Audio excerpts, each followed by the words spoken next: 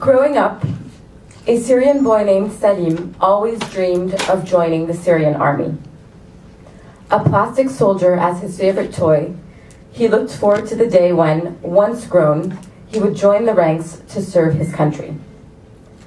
That dream came true in 2010, just months before the uprisings that altered the Middle East forever.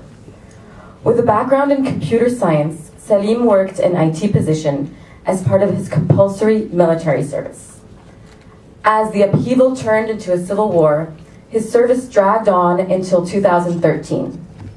During a months-long siege of his station, Salim no longer worked behind a computer, but was sent to the front lines, facing death on the battleground and starvation at the base. Months later, several pounds lighter, Salim was freed when the siege was finally broken. In his hometown, Salim eventually recovered, shrapnel in his head as an eternal reminder of his time serving. Yet, his release from the hospital was bittersweet. Rather than stay with his parents, he was legally forced to return to the battlefield. Like so many young Syrians of his age, he faced the impossible. Stay home to fight in a war that had lost all meaning for a government accused of war crimes, or a life-threatening escape. He chose to escape. I am honored to be standing here today to share about NaTakallam, which means we speak in Arabic, and is a social enterprise that connects anyone in the world who wants to work on their Arabic with refugees, mostly from Syria and Iraq, for language practice over Skype. Along the way, it gives individuals, the language learners who are so far away from the struggles of displaced communities, a deeper understanding into the everyday challenges of refugees. And this is only because today, unlike during last century's major refugee crisis in World War II, well, today we have technology and the World Wide Web. And I am here to talk about how technology, even though it has been used in ways that worry many, including myself, can also be leveraged in the most human and humanitarian sense of the words. In the summer of 2015, Salim, who I mentioned just right now, was referred to NaTakallam. At the time, he was living in Lebanon, which he entered by way of a smuggler, who put him on a donkey late at night and sent him over the mountains between Syria and Lebanon in a scary journey he said was not sure would lead him to the other side of the border. Like many of his compatriots, he was escaping a military obligation, and because of that, the Syrian regime had kept all forms of his identification. Upon crossing into Lebanon, Salim had no way of proving his identity. Therefore, he was arrested and detained, released 4 days later, and was ordered to sort out his status or risk another detention in Lebanese prison. With no ID, no funds, and no way to go back to Syria, he was left in limbo. Back then, I had finished my master's and was looking for work. It was not very fun, but as I listened to the news about my country of origin, Lebanon, which hosts the highest density of refugees in the world, and where 1 out of 4 people today is a Syrian refugee, I thought of what it must be like for a young Syrian in my position, Salim being one of them. At least I was legally allowed to even apply for work. But the vast majority of Syrians simply don't get access to work permits, and that struck me. When I was feeling down about my job hunt, I realized it was actually a luxury. The situation also resonated with the stories I heard growing up, as my parents had endured Lebanon's civil war and its challenges. At the same time, I had long struggled with Arabic and was looking for opportunities to practice it. But they were very limited in New York City and usually overpriced for me. I was also aware of the fact that refugees today are often equipped with smartphones and part of what we call the era of the connected refugee. It was then that it hit me. With all those people looking to practice Arabic and so many qualified Arabic speakers in need of work, why not connect them for online language practice and exchange? Salim was one of the first candidates whom we offered the opportunity to become an online tutor, exemplifying the exact mission of NaTakallam, a startup that supports refugees on the premise that they struggle to find a gainful income, especially in their transitory moments and in their limbo status, which represents the situation for the vast majority of displaced today.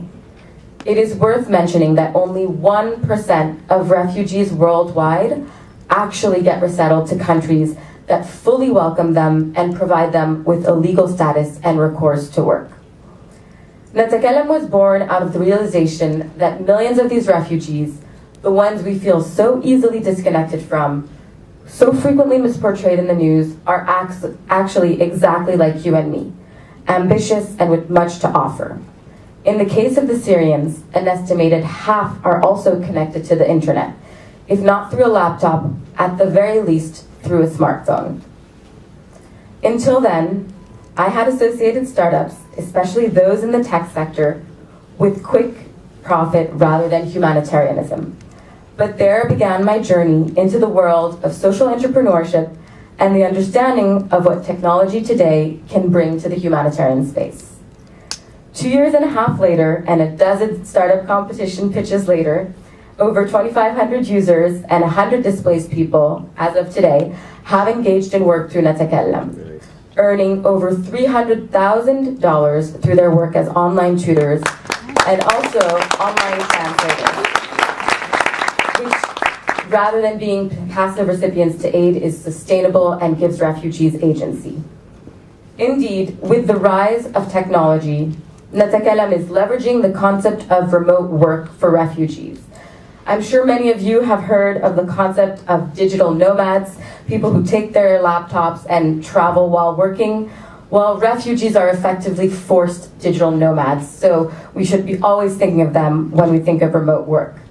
NaTakallam is also leveraging the importance of providing cash through internet-based work, which is much more empowering to refugees and gives them more dignity as opposed to giving them aid in the form of food, shelter, water, that risks being wasted or resold. NaTakallam is also transcending borders and limited freedom of movement that refugees often have.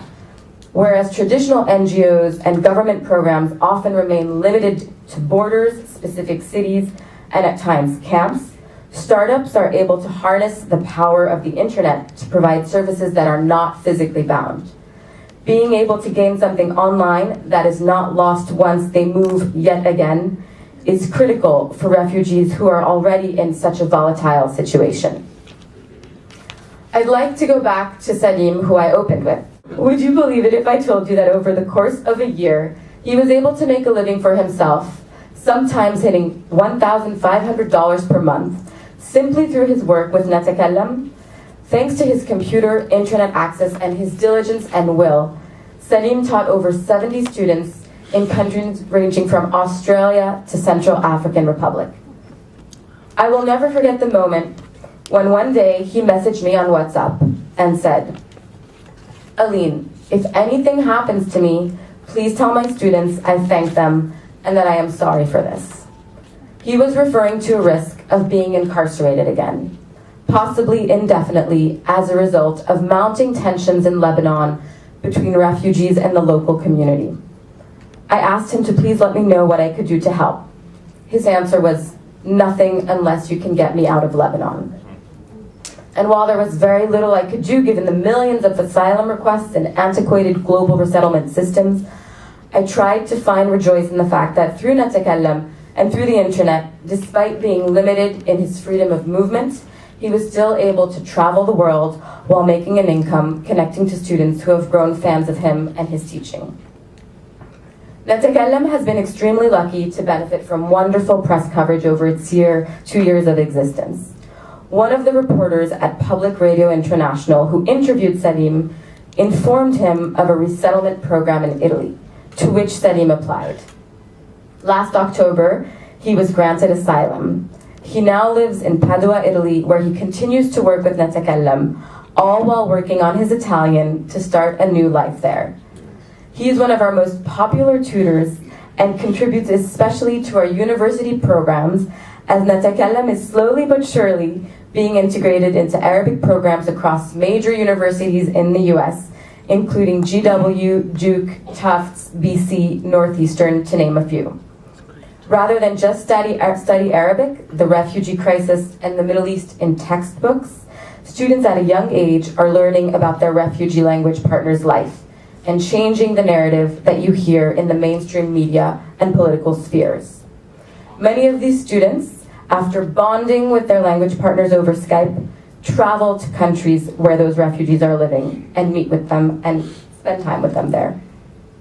More recently, NaTakallam was recognized by Finnish NGO 100 as one of the top 100 most innovative programs in the K-12 education space.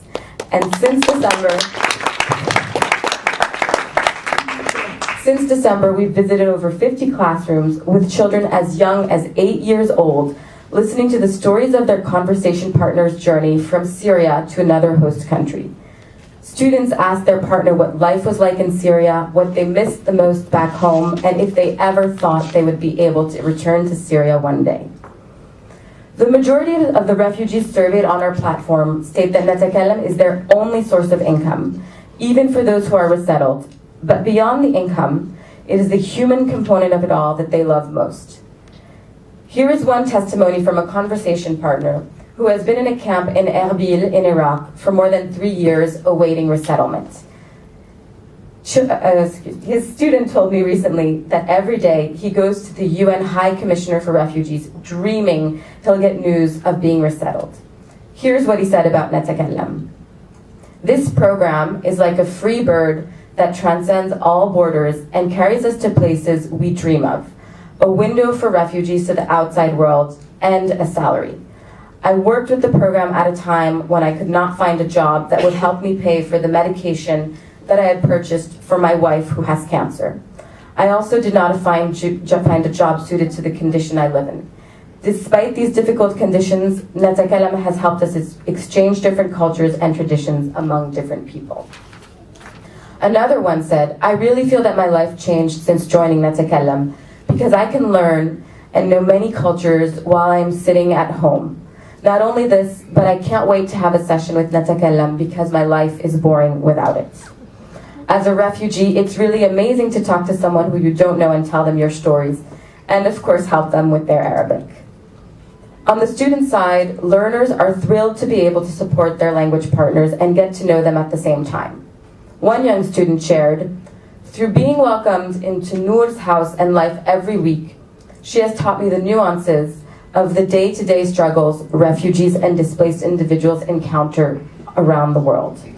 What NaTakallam has taught me through connecting students to individuals going through the resettlement process goes beyond what I learned working at the UN or at Union High School or in any other organization that I've worked at.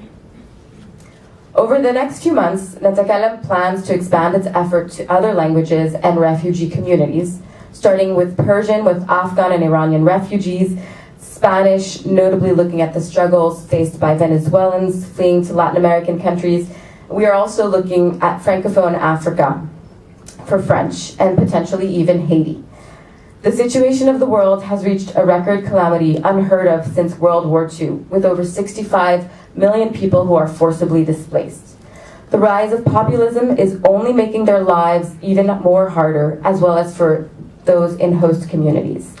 Traditional forms of aid are certainly doing a good job, but startups that think disruptively, positively, while leveraging modern-day technology to act globally are critical, if not urgent, contributors to bridging the gap resulting from the limitations of the overwhelmed humanitarian sector. Thank you.